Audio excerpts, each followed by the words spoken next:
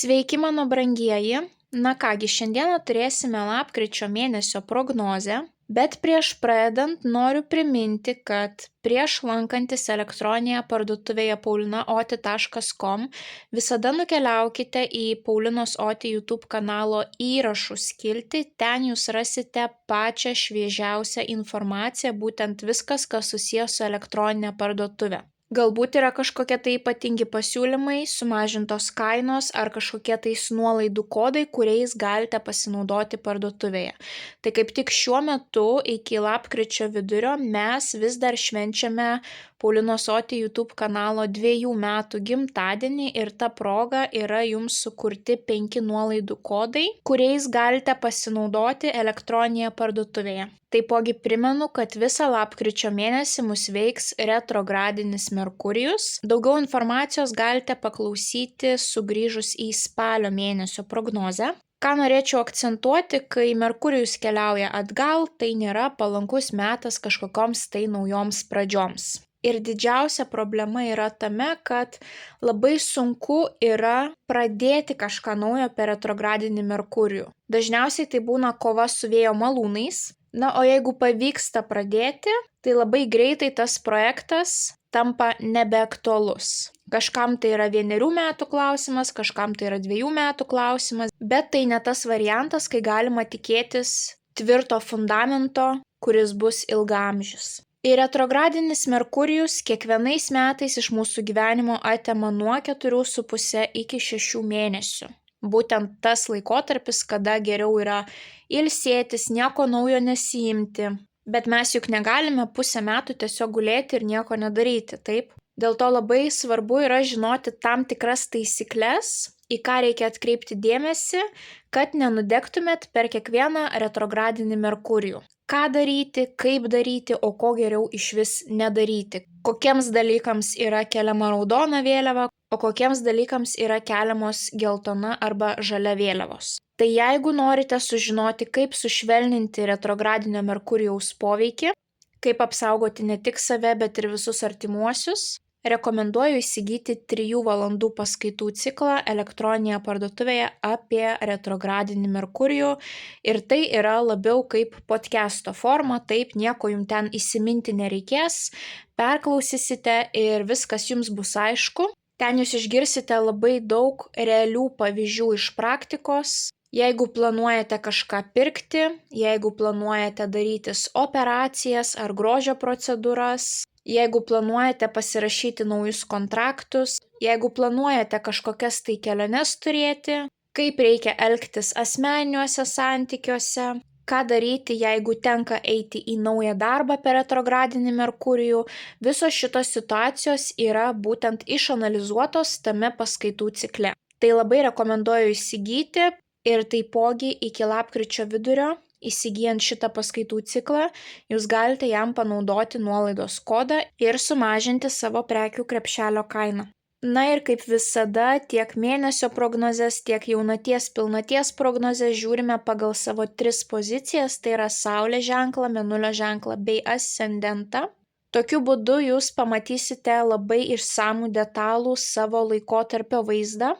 Na ir kaip visada, mano dėkingumas keliauja jums, labai esu dėkinga už jūsų įsitraukimą, be jūsų tokio aktyvumo šis kanalas taip ilgai tikrai negyvuotų, tai ačiū jums labai. Jeigu norite stipresnių energetinių mainų, nepamirškite parašyti komentaro po šio vaizdo įrašu, kiekvienam atrašysiu ir palinkėsiu didžiausios sėkmės. Na o dabar keliaukime į jūsų tarologinę prognozę. Svarstyklės. Pagrindinis įvykis svarstyklėms lapkričio 1 savaitę.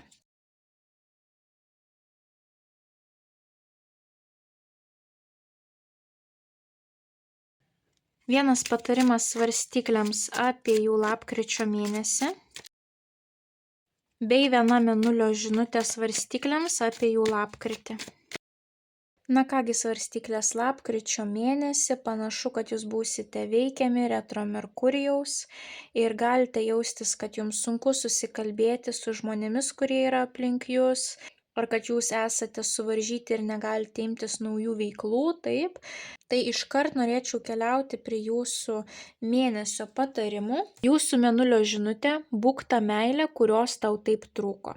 Tai nepamirškite visą lapkričio mėnesį mylėti save, pasirūpinti savo tuo vidiniu vaiku, taip, bendrauti savo mintise su savimi labai gražiai, taip, kaip bendrautumėt su kitais, taip. Nesakykite savo mintise nieko blogo, mylėkite save, rūpinkitės, lyg jūs būtumėt va tie maži vaikeliai, taip, kuriems dažniausiai nesinori sakyti kažko tais negražaus ar kažko, kas užmuštų jų motyvaciją, taip, tikėjimą va tuo pozityvumu.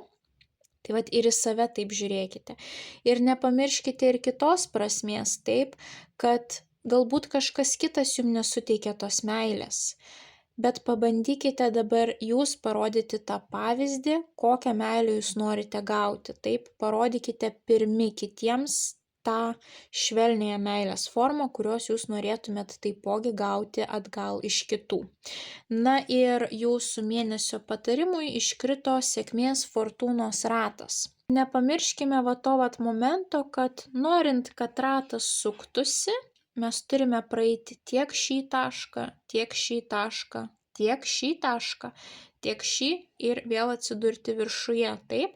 Tai pas jūs gali jaustis toksai tam tikro cikliškumo momentas lapkričio mėnesį, kad galbūt sugrįžo sena situacija ir kad jūs jaučiatės vėl taip pat, kaip jūs jautėtės kažkada. Tai vat nepamirškite, kad va tas pagrindinis žodis yra kažkada. Net jeigu jums va tada atrodė, kad šita situacija bus visada, jinai dingo kurį laiką ir vėl pas jūs pasirodė, nes tokiu būdu mes kylam į viršų. Tokiu būdu tas ratas važiuoja pirmyn. Tik tokiu būdu. Nėra kelio į sėkmę ar palypėjimą laipteliu aukščiau, vat būtent tokio, taip. Tas kelias yra dažniausiai labai vingiuotas, taip.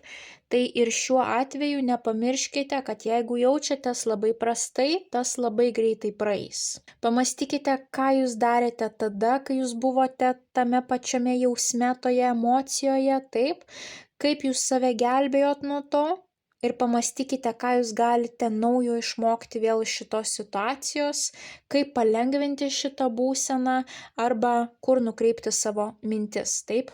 Ir nepamirškite meilės savo ir taipogi meilės kitiems, taip? Na ir pradėkime nuo jūsų pirmosios savaitės. Jums iškrito kardų aštuonetas. Moteris yra suvaržyta, kažkas jai neleidžia judėti į priekį, taip? Tai vat gali būti, kad retro Merkurijus duoda tam tikras aplinkybės, kai jūs negalite daryti tai, ką jūs norėtume daryti, žengti tų pirmų žingsnių, rizikuoti. Taipogi jums iškrenta lazdų penketas. Lazdų penketas gali būti konkurencija, pavyzdžiui, darbe, taip, ar jūsų verslo sferoje. Arba tai gali būti tiesiog, kad daug žmonių turi skirtingas nuomonės arba jums pataria skirtingus dalykus. Na, o jeigu esate situacijoje, kur jūs esate visiškai vieni, taip, nėra kitų žmonių nuomonių, tai čia yra jūsų toks vidinis plėšimasis. Būtent šios abi kortos gali rodyti vieną ir tą patį, kad jūs esate suvaržyti, taip, jūs negalite imti žingsnio ir viduje jūs tiesiog plėšo, atrodo, į 5 dalis, taip, jūs nežinote, ką daryti, jums norisi lėkti, bėgti, kažko imtis, o nieko padaryti negalite, taip.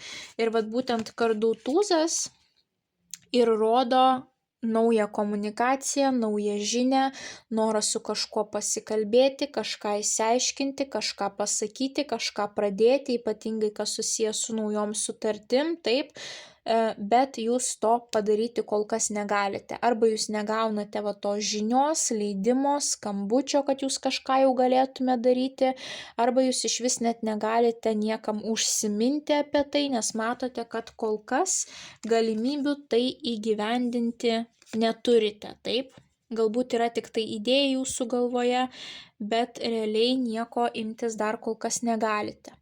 Tuomet antrąją savaitę pas jūs jau atsiranda kitas aštuonetas. Jeigu čia mes turėjome kardų aštuonetą, taip ir žmogus buvo visiškai suvaržytas, tai antrąją savaitę pas mus ateina taurių aštuonetas, kai moteris supranta, kad jinai peraugo visą šitą situaciją, kurioje jinai yra ir jinai nori eiti, palipėti laipteliu aukščiau, eiti kažkur tai į naujus horizontus, atrasti kažką naujo, ar naują socialinį ratą, ar naują veiklą, ar naujus santykius, taip, ar naujus draugus, kurie ją įkvėptų, kurie ją motyvuotų, kad norėtųsi tiesiog atsikelti ryte su džiaugsmu, su didžiulė motyvacija ir užsidegimu, taip.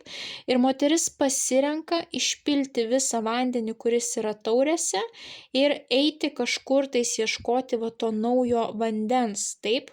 To kitokio vandens, negu jinai visą tą laiką prieš tai gėrė. Tai yra jau nusiteikimas, kad aš paleidžiu, aš noriu kažko tais daugiau, taip. Ir atsiranda didysis arkanas vežimas. Vežimas rodo, kad pas jūs atsiranda motyvacija, kad jūs pagaliau suprantate, kad reikia judėti į priekį, stengtis dėl savo ateities, kažką tais daryti. Jeigu neįmanoma kažką tais tokio globalaus padaryti, tai galbūt įmanoma žengti kažkokius pirmuosius žingsnius. Čia jau žmogus turi discipliną, užsidegimą, jisai supranta, kad jisai kontroliuoja situaciją, taip. Jums gali šita korta rodyti ir keliones, kadangi mes turime transporto priemonę ant ratų. Šita korta gali rodyti apskritai automobilio klausimus, taip, kadangi mes čia turėjome taipogi kortą, kuri gali rodyti keliones, tai galbūt jūs keliausite kažkur tai su transporto priemonė, kuri yra ant ratų, taip. Pavyzdžiui, autobusas, traukinys, automobilis jūsų, taip, gali būti kažkokie tais apskritai transporto priemonės klausimai antrąją savaitę, bet panašiau man į tai, kad jūs suprasite, kad reikia kažką daryti, bent jau mažus žingsnius žengti, galvoti strategiją, ko aš noriu iš gyvenimo, taip, ir imtis kažkokių tai žingsnių. Na ir taipogi jums iškrito kardų dama, jinai gali būti įsivėlusi visą šitą situaciją. Kardų dama gali būti dvyniai, svarstyklės, vandenis. Jinai gali būti jūsų artimoji arba moteris, būtent tokios profesijos atstovė, kuri dirba su komunikacija, galbūt jūs į ją pasikreipsite. Pavyzdžiui, teisininkė, vertėja, dėstytoja, viešų ryšių specialistė, programuotoja, na ir taipogi gali būti moteris dirbanti su metalu. Tai yra chirurgė, gali būti kirpėja, tai visos grožio specialistės.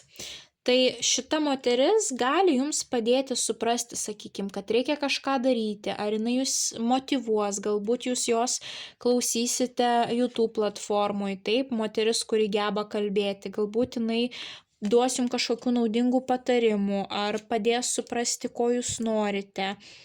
Ar jinai kaip tik galbūt jums paskambins ir jums atsiras kažkokia tais nauja idėja, motivacija, ką jūs galite daryti, taip. Tai antrąją savaitę pas jūs jau atsiranda tam tikra motivacija. Tuomet keliaujam į jūsų trečią savaitę. Čia jums iškrenta kardų penketas, o kardų penketas rodo norą įrodyti savo tiesą, kažkam tais kažką išaiškinti. Tam tikri konfliktai, bet kai iškrenta kardų penketas, pamastykite, ar verta tą tiesą įrodinėti, ar jūs tikrai būsite laimėtojai šitoje kovoje, net jeigu jūs laimėsite ir nuginkluosite savo priešininką, greičiausiai tie žmonės nuo jūsų nusisuks ir nelabai norės su jumis toliau bendrauti, taip? Tai pamastykite, jeigu tai yra tuščias konfliktas, kurį sukūrė retro Merkurijus, būtent kai žmogus parinko ne tuos žodžius, o jūs dar kitaip interpretavote ir lygioj vietoje atsirado kažkoks buitinis konfliktas, tai pasistengkite tokių situacijų vengti.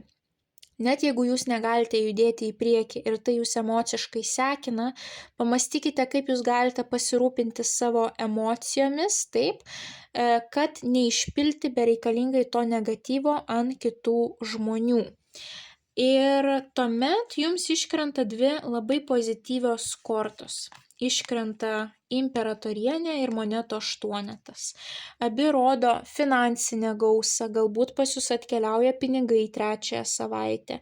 Imperatorienė yra moteris, kuri gali palepinti save, kuri gali nusipirkti tai, kas jai patinka, kuri gali atsipalaiduoti, pailsėti, vat būtent būti savo toje moteriškoje energetikoje, taip? Kai yra kažkokios tai perspektyvos, gali būti kažkokios tai kūrybinės veiklos arba kai reikia pasirūpinti savo šeimos nariais, būstų, taip sukurti tą jaukumą namuose. Na ir monetų aštuonetas gali rodyti, kad jūs susifokusuojate į darbą, bandote gerinti savo darbo kokybę arba bandote daugiau dirbti arba užsiemate kažkokiamis namuose veiklomis, kurios reikalauja didžiulio kruopštumo. Tai va trečioji savaitė jums sako, vietoj to, kad jūs įrodinėtumėt kažkam tiesą, geriau tą energiją nukreipkite į veiklas, kurios jums tikrai duos naudos. Ar pagerins sveikatą, ar pagražins jūsų kūno linijas, ar padidins jūsų piniginę, taip jūsų finansai pagerės, ar gali padidinti jūsų žinių bagažą. Tai vat nukreipkite visą tą energiją geriau į šitas sritis. O šitą, sakykime, kažkaip bandykite išvengti to konflikto, jo neinicijuoti ir kaip tik nebandyti jo pratęsti taip ar sakykime, dar labiau iššaukti. Na ir paskutinėje savaitę, vėlgi pasižiūrėkime, jums iškrito tas pats kardų penketas, vėlgi su kažkuo nuomonės nesutampa, vėlgi galbūt yra kažkokie konfliktai, ar jūs kažkas įžeidė, ar jūs kažką įžeisit, stenkitės vengti šitų situacijų, būkite labai sąmoningi, o kad jūs būtumėt kuo ramesni, tai reikia arba fiziškai ištaškyti tas savo emocijas, taip, arba tiesiog įnikti į kažkokias veiklas, kurios padėtų jums, na, sakykime, kaip pamedituoti, bet ir kažkokią dar papildomą naudą jums atneštų, taip. Ir šalia iškrenta taurių trejetas, mes matome 3 žmonės, 3 moteris, taip, tai galbūt čia kažkoksai ar grupinis projektas, ar šeimoje jūs esate 3 asmenys ir nuomonės gali nesutapti, taip. Mes taipogi čia matome 2 asmenys, o čia 3, tai galbūt yra 3 asmenys, bet 2 nuomonės nesutampa, taip, 2 žmonės nenori bendrauti. Arba čia vyksta kažkokia šventė, kažkoksai tai šventimas, susitikimas su savo artimais draugais, kažkokia tais grupelė, taip. Taipogi iškrenta monetų septynetas. Monetų septynetas rodo tokią situaciją, kai auginama obelis ir jau yra pirmieji vaisiai, bet jie nėra tokie gausus, norisi daugiau. Ir atsiranda tokios dvejonės, ką daryti – mesti ar toliau tęsti. Ir gali būti, kad šitoj situacijoje nesutaps, pavyzdžiui, jūsų nuomonė ir jūsų antrosios pusės arba jūsų šeimos narių. Taip, jeigu tai yra, pavyzdžiui, kažkoksai tai bendras verslo projektas su kitu žmogumi, galbūt jūs galvosite, kad reikia toliau tęsti projektą, kitas žmogus galvos, kad reikia jį pabaigti. Tai monetų septynetas sako, kad visa tai, kas vyksta čia, tai yra proceso dalis. Ir jeigu jums atrodo, kad nieko nevyksta, tai yra netiesa. Medis per vieną dieną neužauga, taip, tai yra proceso dalis. Viskas, kas čia vyksta. Vien dėl to, kad tas ratas galiausiai pasisuktų į priekį ir jūs pereitumėte dar aukštesnį lygį. Ir svarbiausia yra nemesti to savo kelio. Jūs galite pakeisti įrankius, kuriais jūs einate to tikslo link, bet to pagrindinio kelio nemeskite, nes obelis jau užauginta. Jau jūs investavote į save daug, taip, investavote į savo žinias, į savo įgūdžių tobulinimą, taip, į ryšių kūrimą ir viskas gerai su tuo, net jeigu dabar atrodo, kad viskas sulėtėjo ir kad tas laukimas yra laiko švaistimas, tai tikrai ne taip. Bet kai jūs turite daugiau laisvo laiko ir reikia tą laiką praleisti, pavyzdžiui, kažkokioje tai bendruomenėje ar grupėje žmonių, atsiranda ta trintis, ypatingai jeigu abejojate savimi, savo tikslais, o dar čia kažkas pašonėje kvėpuoja, taip šnopuoja į ausį, atsiranda didžiulis dirglumas. Tai pasistengkite kažkur tais nukreipti tą savo energiją, kad visiems būtų naudos ir mažiau tų įrodinėjimų kažkokių tais, taip. Net jeigu dabar žmonės mano kitaip negu jūs, jie turi teisę manyti kitaip. Ir jūs neturite niekam nieko įrodinėti. Tai nereiškia, kad tas žmogus turi, sakykime, sutikti su jūsų nuomonė ar kad jūs turite sutikti su jo. Kiekvienas gali pasilikti prie savo nuomonės. Esmė yra tame, kad labai svarbu nemesti to, ką jūs jau turite. Ir viskas čia yra gerai. Tiesiog pas jūs dabar gali būti tam tikros abejonės dėl savų reikalų. Ir jeigu aplink dar yra kiti žmonės, o dar su kitomis nuomonėmis, taip, tai gali būti tam tikrų nesutarimų, bet yra veiklos, praktikos, kurios gali padėti to išvengti. Na ir prisiminkime jūsų mėnesio žinutes. Būk ta meilė, kurios tau taip trūko. Parodykite švelnumą savo ir parodykite švelnumą kitiems. Supraskite, kad ne visi turi turėti jūsų nuomonę. Supraskite, kad kiti irgi yra žmonės, irgi klysta ir ne visada mes duodame kitiems teisingus patarimus. Darykite taip, kaip jūs jaučiate, kad jūs turite daryti. Taip. Ir sėkmės fortūnos ratas tai yra ratas. Ir gyvenimas yra cikliškumas tam tikras. Vienu metu mes esame viršuje, kitu metu mes esame apačioje. Bet tai, būtent tas paskirstimas energijų, visi tie etapai, mus ir užaugina, subrandina, padeda išmokti tam tikras pamokas ir perkelia mus visada laipteliu aukštyn. Tai nėra jūsų galutinis rezultatas. Tai yra tik tam tikro etapo dalis. Ir dabar vyksta jūsų transformacija, ypatingai ta jūsų vidinė transformacija, kai jūs turite kažką labiau suprasti apie save, apie kitus žmonės ir apie situacijas. Galbūt netgi atrasti save visai iš naujo, taip. Tai visa tai yra ciklai. Ir net ir šitas ciklas praeis ir jūs vėl atsidursite aukštumoje, taip? Ir jau tada atsigręžę į šitą etapą suprasite, kad jisai jums buvo labai, labai reikalingas būtent tam jūsų asmeniniam augimui. Tai svarstyklės linkiu didžiausios sėkmės lapkričio mėnesį. Nepamirškite paspausti patinka mygtuko, komentare parašyti bent jau širdelę, pasidalinti prognozę su artimaisiais, kuriems ji galėtų būti aktuali.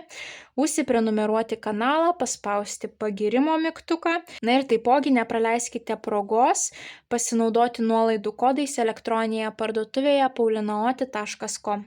Na, o mes kaip visada pasimatysime jūsų kitose prognozėse. Ate.